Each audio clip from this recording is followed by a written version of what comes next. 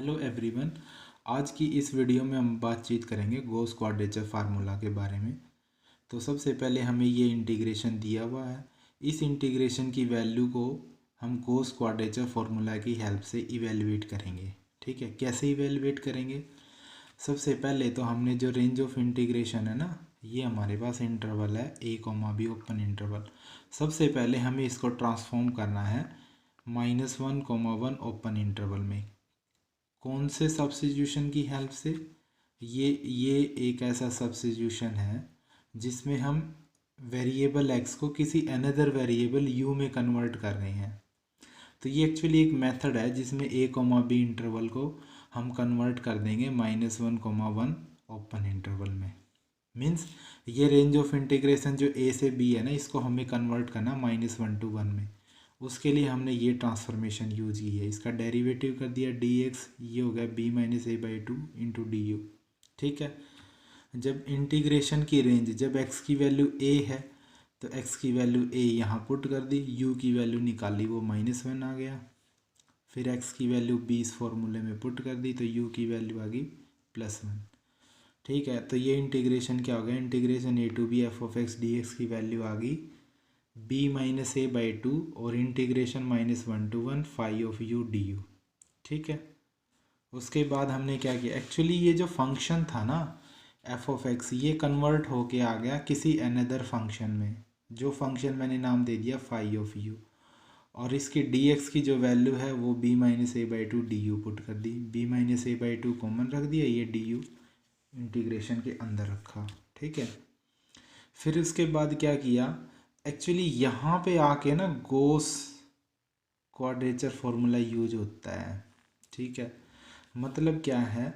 इस इंटीग्रेशन को हमने समेशन में कन्वर्ट कर दिया i from 1 to n wi phi of ui। ये फाई जो है ना, ये आर्बिटरी फंक्शन है ui का, और wi वेट्स हैं करस्पॉन्डिंग टू दी ui's। ठीक है, तो फिर हमने इस समेशन को ओपन कर दिया। सबसे पहले i की वैल्यू 1 पुट कर दी तो w1 फाई ऑफ u1 आ गया, w2 फाई ऑफ u2 आ गया। और ये कहाँ तक चला? ये n टर्म्स का सम है तो w1 फाई ऑफ un।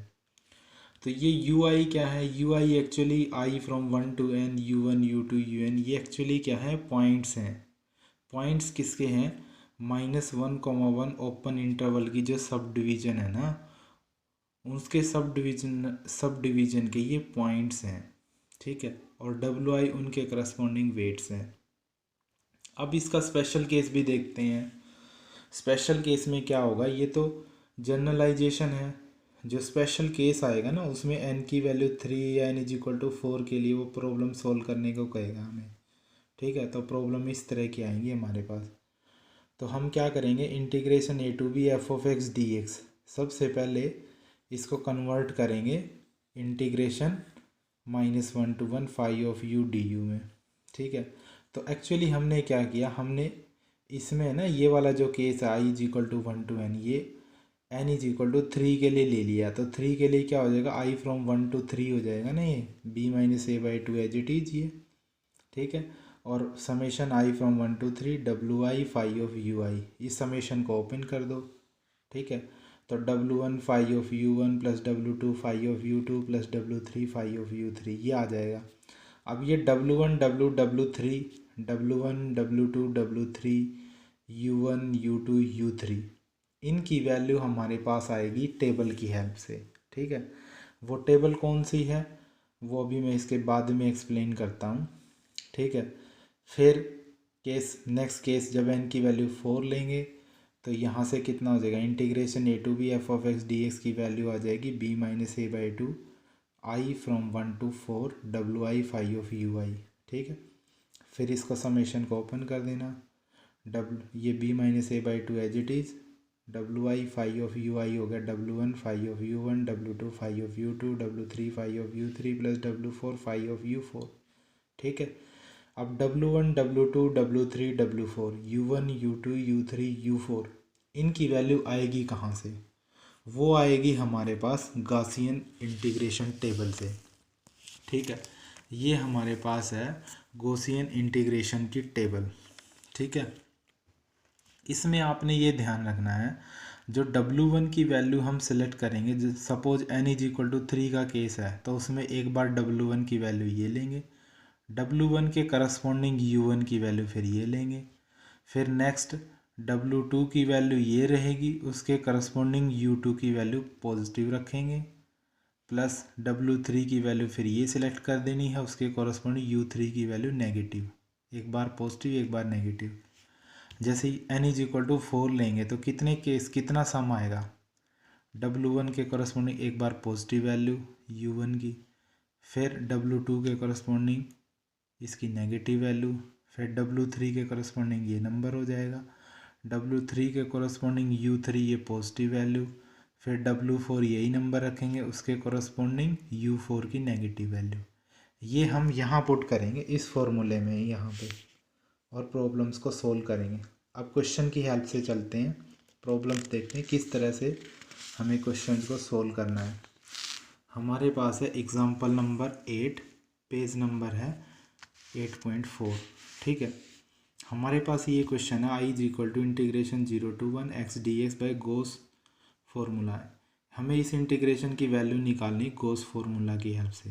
ठीक है, n की वैल्यू 4 लेनी है अप टू 5 डेसिमल प्लेसेस। जो नंबर आएगा ना, इसकी जो वैल्यू होगी वो डेसिमल के बाद जो 5 प्लेसेस तक हमें उस नंबर की वैल्यू बतानी है। ठीक है, तो सबसे पहले जो इंटीग्रेशन को हमने I ले लिया, ये हमें गिवन दिया हुआ, तो हम क्या करेंगे इस 0,1 इंटरवल को, तो हम गोस इंटीग्रेशन फार्मूला कब अप्लाई करेंगे, गोस क्वाड्रेचर फार्मूला। सबसे पहले जो इंटीग्रेशन की रेंज है ना 0 to 1, इसको -1,1 ओपन इंटरवल में कन्वर्ट करेंगे। ठीक है, तो कैसे कन्वर्ट करेंगे, ये फॉर्मूला था हमारे पास, x = b + a/2 + b - a/2 into u।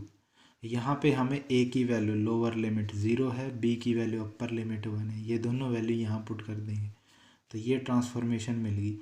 इसकी हेल्प से हम इंटीग्रेशन की लिमिट को -1,1 में ट्रांसफॉर्म करेंगे। उसके लिए हमें वेरिएबल x को किसी अनदर वेरिएबल u में ट्रांसफॉर्म करना पड़ेगा।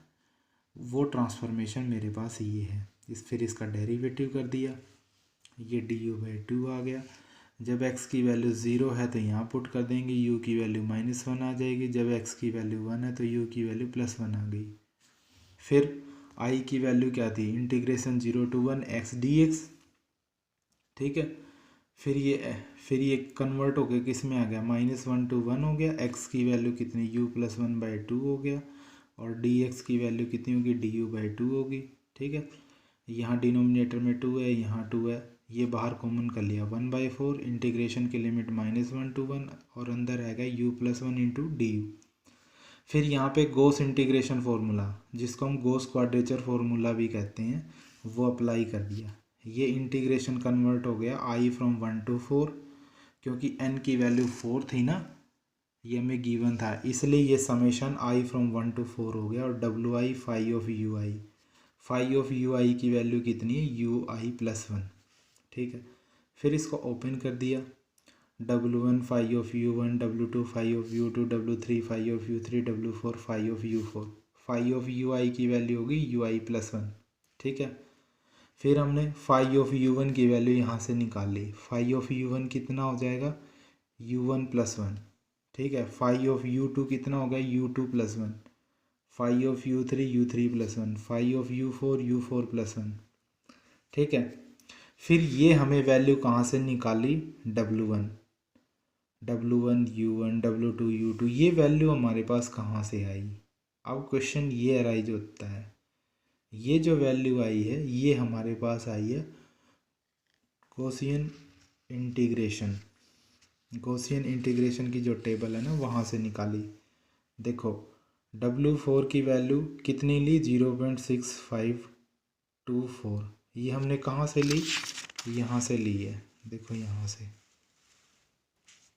याद रह जाएगा, यहाँ से दिखाता हूँ मैं आपको इस टेबल की हेल्प से। देखो यहाँ W1 की वैल्यू पुट के उसके करस्पॉन्डिंग U1 की वैल्यू, ये हमने यहाँ से इस टेबल से ली, n = 4। ये W1 की वैल्यू ले ली, उसके करस्पॉन्डिंग U1 की वैल्यू एक बार पॉजिटिव ले ली, फिर इसी को W2 लेंगे, फिर उसके कॉरस्पॉन्डिंग U2 की वैल्यू नेगेटिव लेंगे। तो ये ले ली, ये W1 की वैल्यू, उसके करस्पॉन्डिंग U1 की वैल्यू, ठीक है। फिर W2 की वैल्यू यही ले ली, उसके करस्पॉन्डिंग U2 की वैल्यू इसका नेगेटिव ये ले ली, ठीक है। सिमिलरली फिर ये हमने W3 की वैल्यू ले ली, उसके करस्पॉन्डिंग U3 की वैल्यू पॉजिटिव वैल्यू ये ले ली। फिर W4 की वैल्यू ये ले ली, उसके करस्पॉन्डिंग U4 की वैल्यू ये नेगेटिव वैल्यू ले ली, ये पुट कर दी, ठीक है। ये W3 होगा, उसके करस्पॉन्डिंग U3 की पॉजिटिव वैल्यू, फिर यही W3 उसके करस्पॉन्डिंग U4 की नेगेटिव वैल्यू। फिर मैंने क्या किया, फिर मैंने इसको सिंप्लीफाई कर दिया। सिंप्लीफाई क्या कर दिया, देखो 0.65214 ये और ये नंबर कॉमन आ गया, तो ये और ये ऐड हो जाएंगे, ये इसके साथ कैंसिल हो के 1 और 1 2 हो गया, 2 इंटू दिस नंबर हो गया। सिमिलरली ये और ये नंबर कॉमन आ गई, ये इसके साथ कैंसिल आउट हो जाएगा, ब्रैकेट में बचेगा 2, तो 2 इंटू दिस नंबर हो गया। फिर इसको अलग सोल्व किया, इसको अलग सोल्व किया, दोनों को ऐड कर दिया, फिर 4 से डिवाइड कर दिया, तो ये आंसर आ गया, ठीक है। इसको कितने डेसिमल तक वैल्यू चाहिए, डेसिमल के 5 प्लेसेस तक वैल्यू चाहिए, तो 5 प्लेसेस तक जो वैल्यू आई ना वो ये आंसर आ गया, ठीक है। कई लोग इसका जो आंसर है ना, कई बंदे 0.5 भी लिख देते हैं इसको, ये एक्चुअली इक्विवेलेंट भी है किसके, 0.5 के, तो ये भी हमारे पास एक आंसर है, ठीक है। तो हमें इस तरह से प्रॉब्लम्स को सोल्व करना है, ठीक है।